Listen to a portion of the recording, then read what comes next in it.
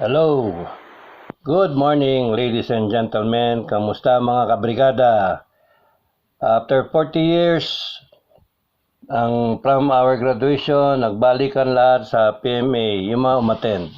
At share ko sa inyo yung testimonial parade ng Class 83. Okay, simulan natin.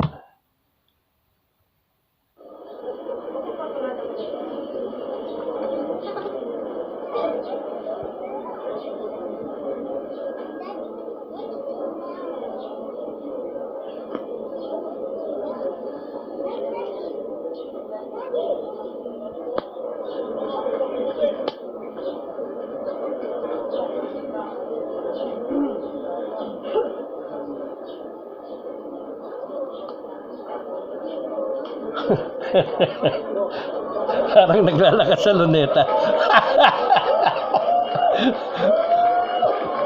Okay.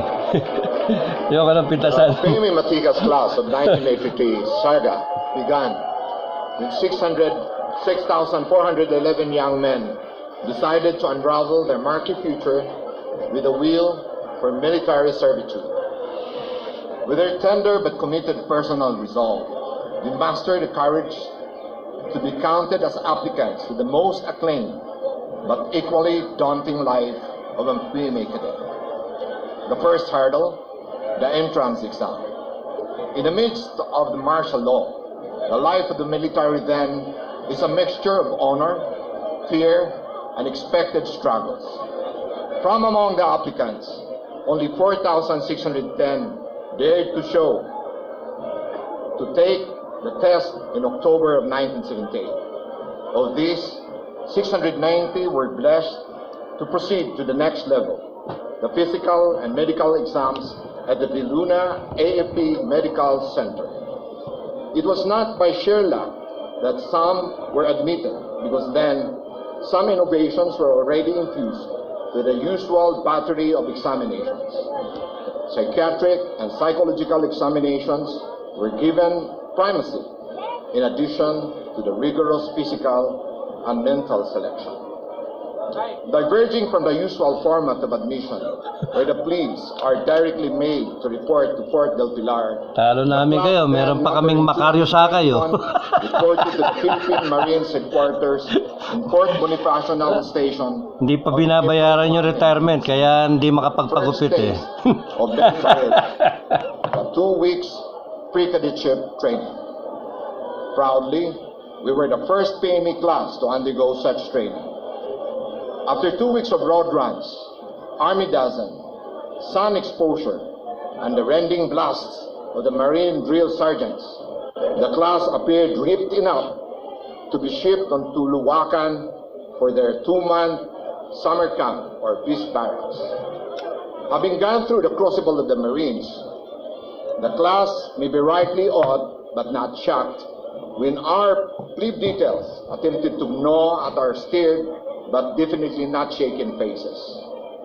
More road runs, army dozens, lectures on military science and leadership in the sleep-conducive weather of Baguio filled the class' subsequent hourly memorable days.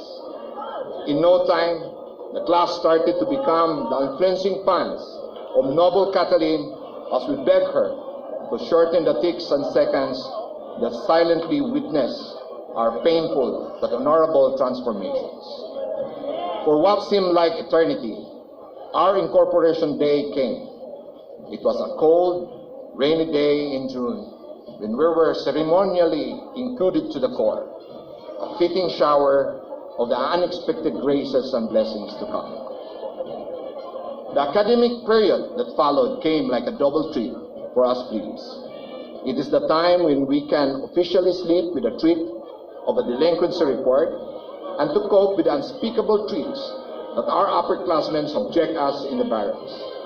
It is also a period when plebes pursue their God-given talents as they enroll into the different clubs and hobbies.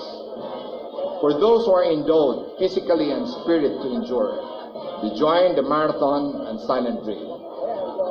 For all the prestige and accolades associated with silent drill, aside from a way of the academy to demonstrate the perfection of its military training in terms of fortitude and precision. It is likewise a channel for some cadets to become part of the most admired few during the most awaited Southern Cruise, when we exhibit the best of our drills to our countrymen in different parts of the country. This is done while the class is oriented with the naval intricacies aboard the Philippine Navy ship as second-class men. But then again, the Matikas did the unprecedented. We etched it once again as the first firsties to perform the farewell performance during our graduation week.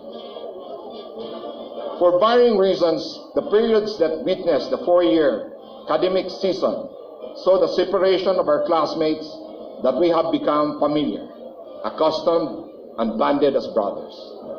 Some of them are even here with us today as members that we can always proudly call our own.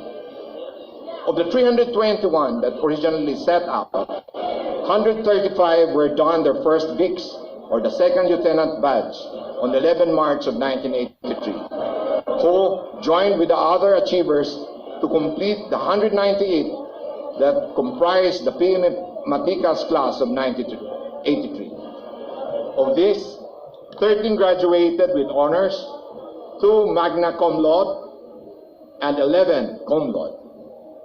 Aside from our classmates that came from the different U.S. service academies, whose branches of service were already predetermined way before their commissionship, the rest of the class characteristically, in unique manly fashion, left the determination of their branch of service upon the undiscriminating sphere of ping-pong balls. Consequently, 65 joined the Philippine Army, 66 with the then Philippine Constabulary, 30 with the Air Force, 31 with the Navy. Following the 1-month break afforded to all the new academy graduates, the basic service orientation and training ensued as the members of the class reported to their respective branches of service. Those with the Navy reported to Sangley Point for their naval officers training course, while those from the Air Force went to Fernando Air Base in Lipa City. For some, the beginnings that were set upon graduation needed some adjustment and fine-tuning. Subsequent changes in the branches of service also happened. The implementation, the PNP law, and the separation of the Philippine Coast Guard from the Navy created conditions and opportunities for some of the members to opt for transfer. While in the service, the class reaped its fair share of national honors and coveted distinctions. 7 were recipients of the 10 Outstanding Philippine Soldiers Award, 5 Cavalier Outstanding Achievement Awards, and 13 of the PMA Cavalier Award. These accolades all serve as testimonies to the colorful and aspirational military achievements of the members by far. The only class to have been honored with 3 4-star generals, 6 3-stars, 25 stars, and 58 1-star for a total of 92 generals.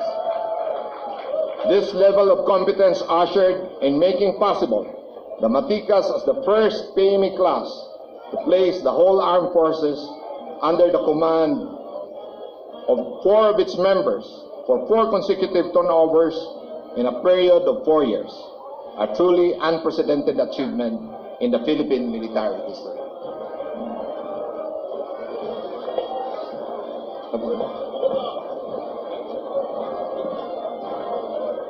The class saw the dramatic shift in the country, the ebbing period of the martial law years, the bloodless revolution that set a worldwide trend, and upheavals and new beginnings that mark and define the nation that we are today. The challenges that the class experienced and the values that the Academy has endowed seeded us a potential dedication that sees no end. Even now, as we march again with you in this hallowed memorial ground, we still remember the values that the Academy has imparted: courage, integrity, and loyalty, like they were just some hours ago. 3 short but profound words that govern the will. It has been said that life begins at 60 and that 60 is the new 40. While there could be mixed views on this, we in the Matikas are one in the thought that our journey has taken a new leaf. The adventure continues, and for certain, more can still be written. And as the country continues to receive more of our selfless service in varying fields, we vow to remember to share the very thought that gives each PMers the quest for excellence and not put to shame the wellspring of our common identity. I am because we are. Ladies and gentlemen, the proud members of the PMA Matikas class of 1983.